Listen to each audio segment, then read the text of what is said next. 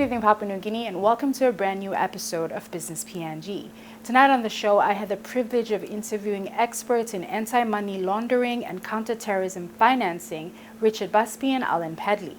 Richard has a background in international banking and is a longtime resident of Papua New Guinea, while Alan Pedley is the principal consultant of Governance Associates Limited.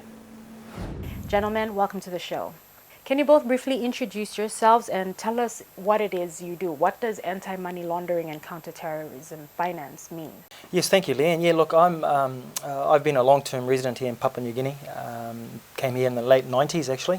My background is predominantly banking and finance. I came when the old government bank was here, PNG, and then, of course, I went across to BSP for a number of years. A number of years with ANZ Bank, and then I was General Manager and CEO for a couple of finance companies here. And over the last 12 months I've been doing a bit of consulting work within both the private sector and the public sector here in PNG.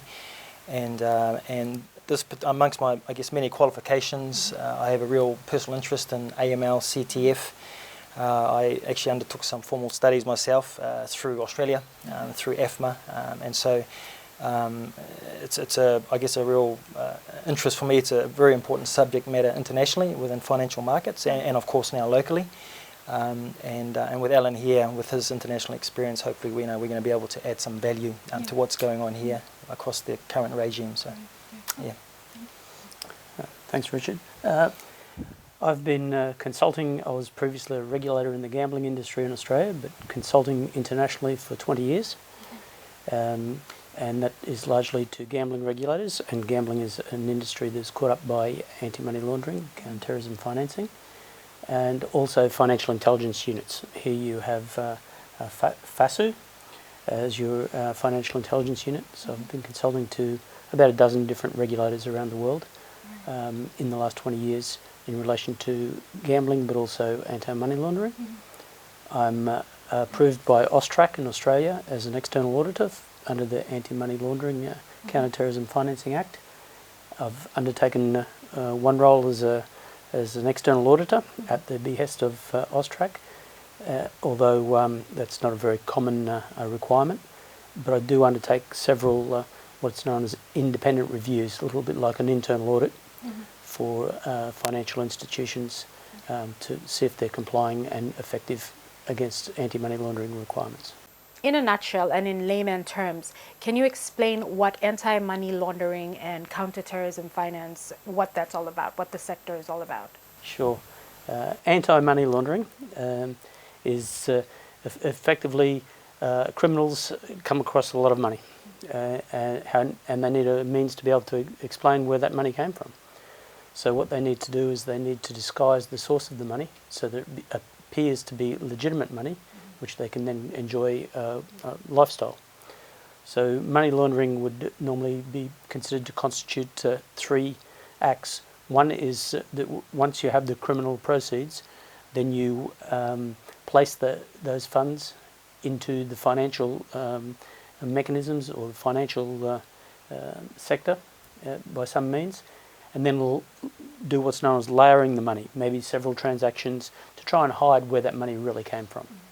There's no point just putting it in and bringing it back out. So there would be some layering, and then once the money comes out, it would be integrated into the mainstream economy.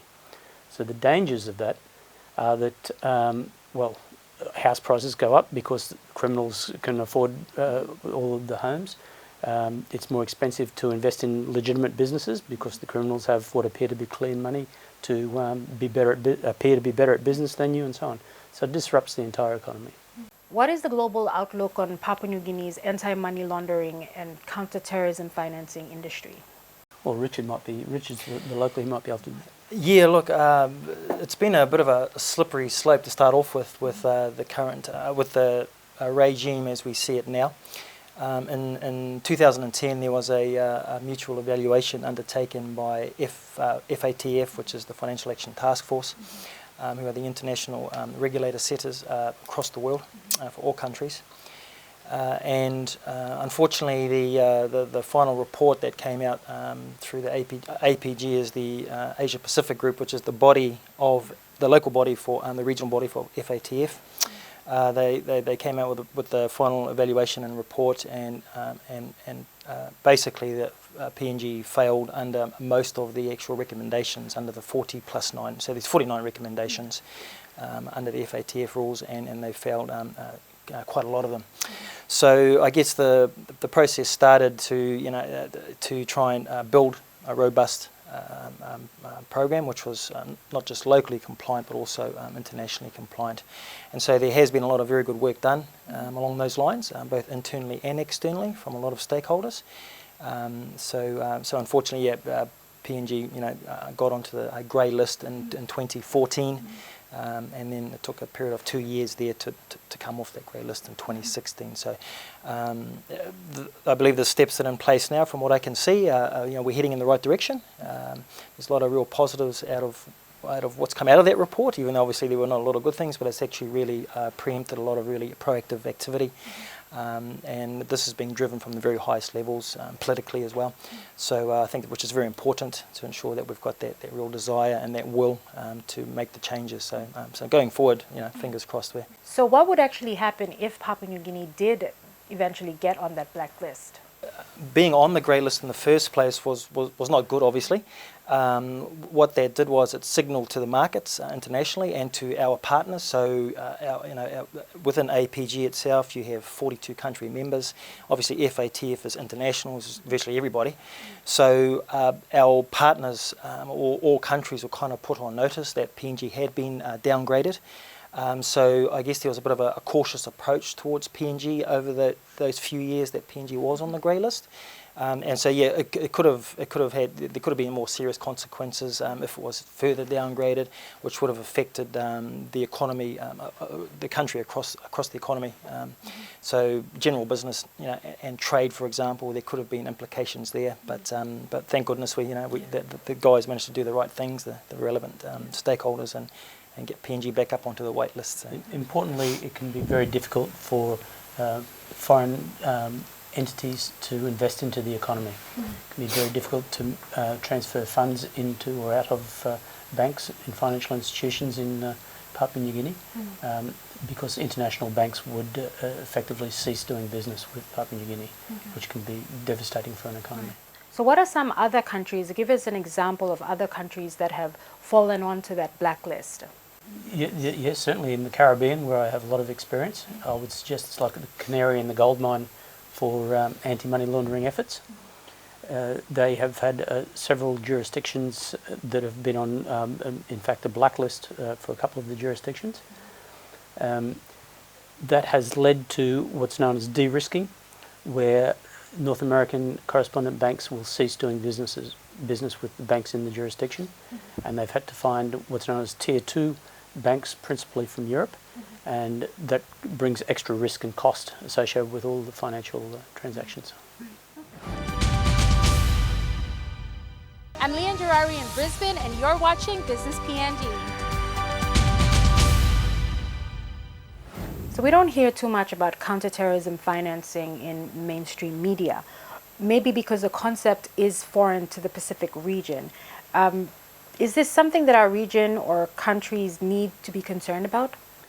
I would think that there's the only terrorist entities that are listed certainly on Australia's sanctions lists and terrorist lists in the region would be in the southern Philippines and Jemaah Islamiyah in Indonesia. Of course, you share a border with Indonesia, so I imagine that cross-border trafficking of all sorts of matters, including financial, could be an issue.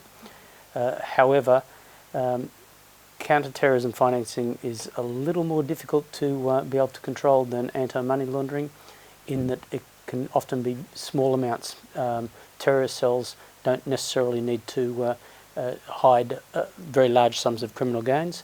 It can be very small amounts, so it can be much more difficult to detect. Now that's a good segue. What are some other constant challenges that or issues that Papua New Guinea faces in this industry? Look, and I guess that's one of the other real vulnerabilities and the risks here in PNG is that, actually there are a number of them. That's clearly one of them. We have very porous or very fluid borders, especially in the northwest there with Indonesia, Jayapura, and And so counter-terrorism financing itself has not been really identified as a key risk here in Papua New Guinea itself. Obviously, money laundering is the big one. So thank goodness it's not deemed to be a major threat for PNG, and that's come out in reports and research over the last couple of years.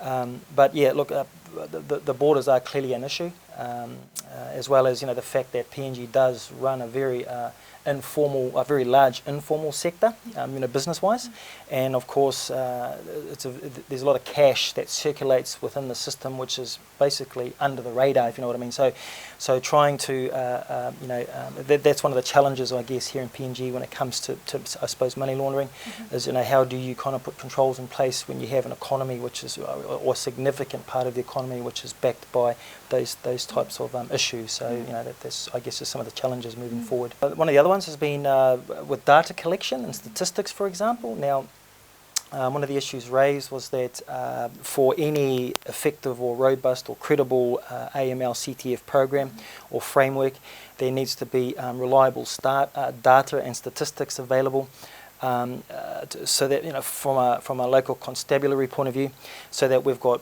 records to know how significant are these issues, what actually are the real crimes.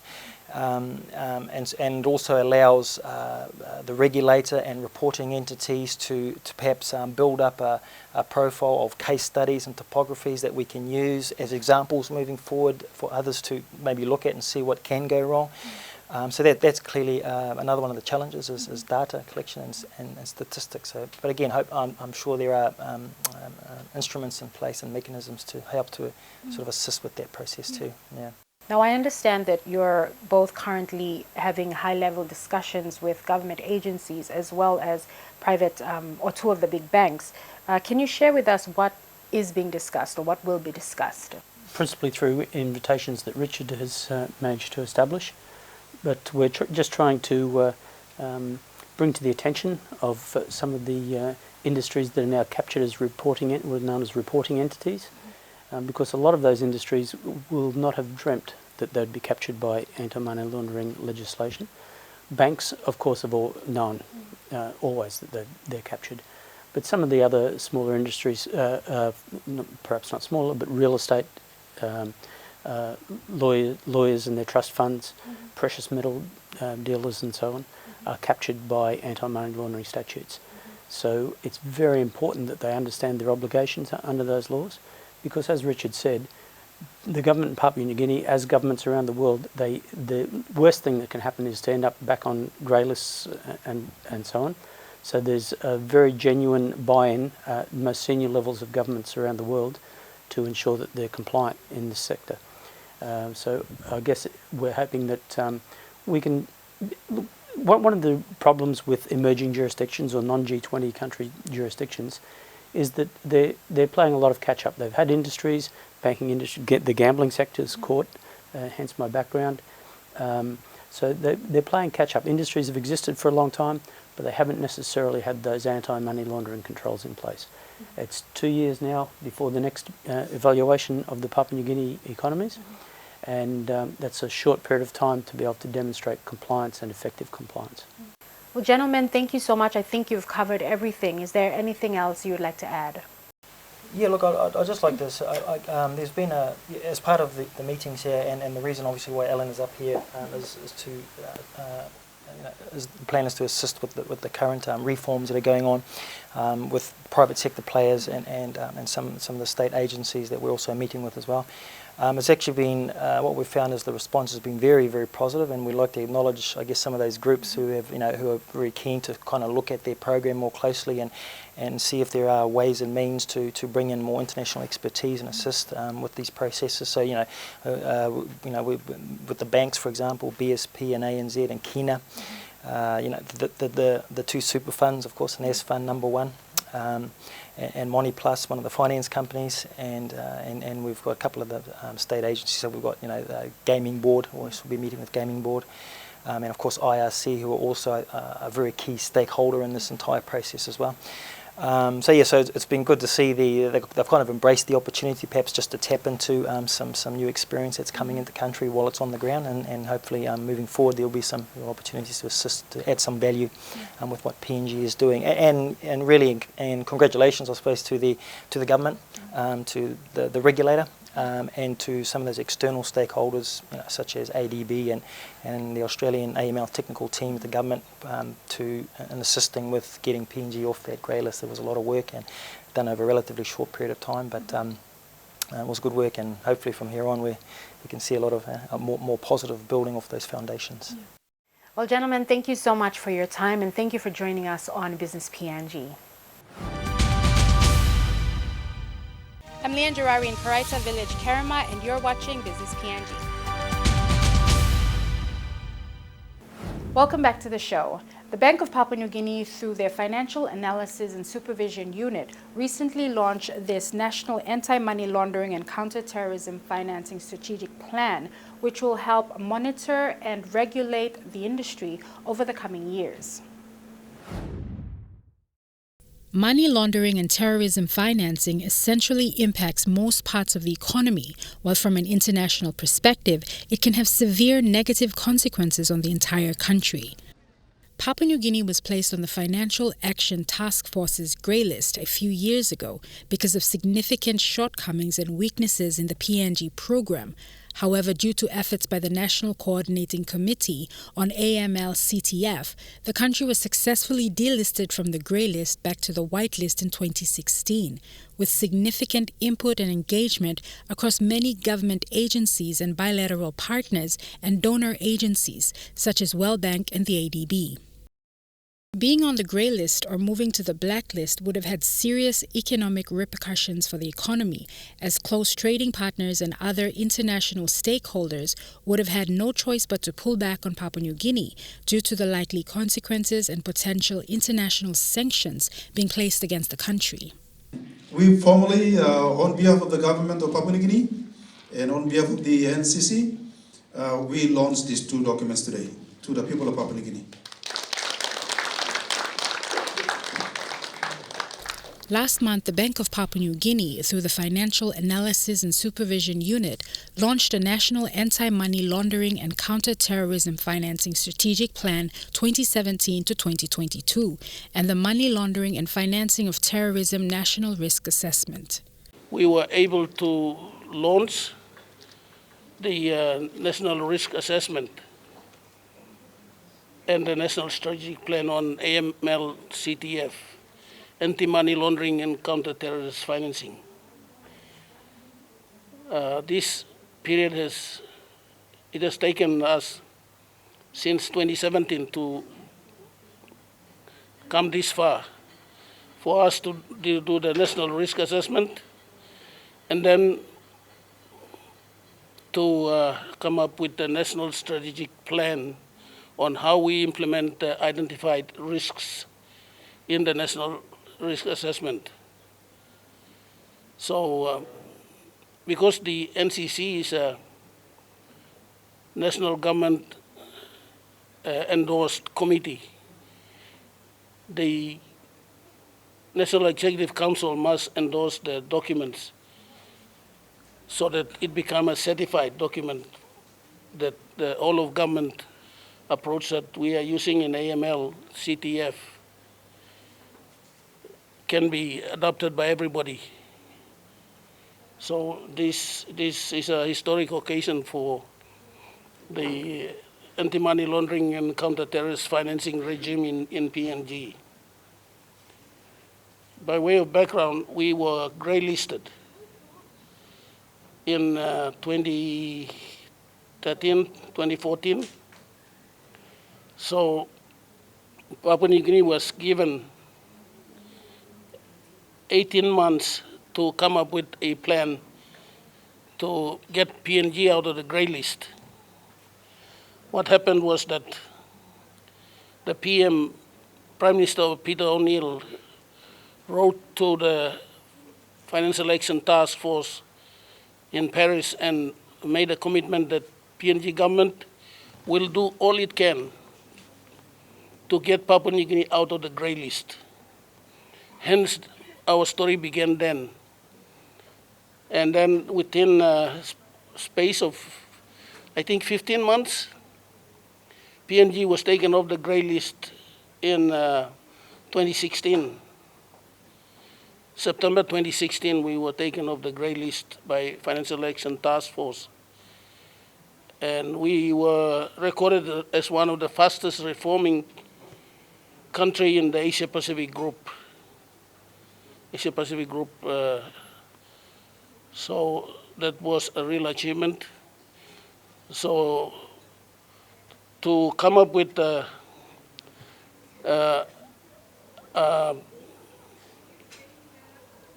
robust AML CTF, we must have a national risk assessment to identify the risks that PNG face. The strategic plan will be used as a guide to deal with risks involved in anti-money laundering and counter-terrorist financing in the country, and PNG's first money laundering and financing of terrorism national risk assessment will identify the risks. It's not only the law that needed to be reformed. It was also about putting in place the systems, how it will work. And so the establishment of the NCC, the National Coordinating Committee, is basically a response to that. We needed to get a better coordination, better cooperation, better collaboration. And so you see the members of the NCC, it cuts across the board, both the statutory bodies and also government departments and the security forces. So we all gathered here at the table, and as you heard from my co-chair, both of us chair this group, and we meet quarterly. So we're able to receive reports and agree to resolutions, and we try to action those resolutions. That is a key element of this criteria that we needed to meet to get off the grey list. And I'm really happy that we've been doing that successfully over the last couple of years. We've been meeting on a regular basis, and we are continuing to meet. Today we received reports that the laws that we even passed in the last 5-10 years, we still need to go for amendments because things have changed, as you have correctly pointed out. And so we've got a list of about 6 pieces of legislation that we are now reviewing. Hopefully by end of this year we can push through those amendments to continue to respond to the changing phases of activities that criminals out there are engaging in, because it's about money laundering.